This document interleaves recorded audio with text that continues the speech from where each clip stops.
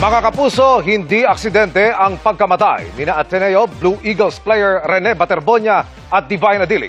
Yan po ang lumabas sa inisyal na investigasyon ng PNP-CIDG na patuloy pang kumakalap ng iba't ibang testimonya sa nangyaring trahedya sa training sa Aurora.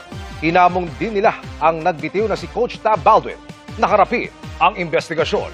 Nakatutok si Marisol Abduraman. As far as CIDG is concerned, hindi ito aksidente. Right now, ma'am?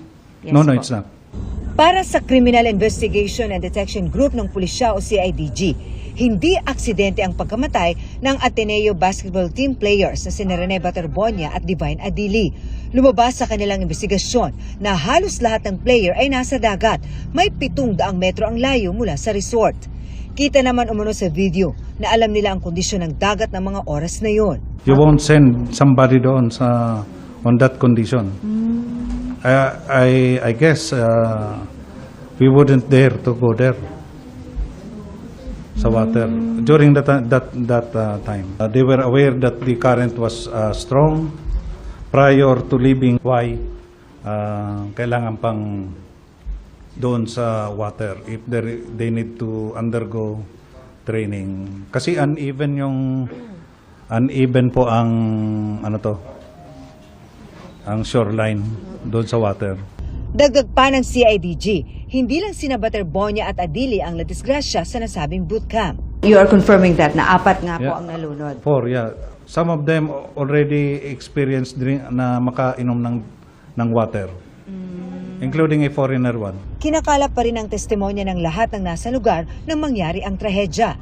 Because there are allegations that crop up na Adili was still has a pulse when he was taken out of the water. Sa ngayon, 48 na ang ipinasabina ng CIDG. Kabilang sa mga ipinatawa ngayong araw ang mga player ng team, pero 7 lang sa kanilang dumating, kasama ang kanilang mga abogado. Kinuhanan sila ng mga pahayag sa tanggapan ng CIDG sa Camp Crame. Muli namang ipinasabina o ipinatawag si Coach Tab Baldwin na hindi pa rin nagpapakita sa mga otoridad. Man up, be man enough to face the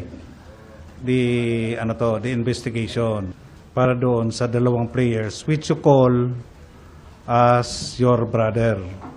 Because if you're talking about the yung battle cry of Bebab, band of brother, if you're a brother, hindi ka tatalikod.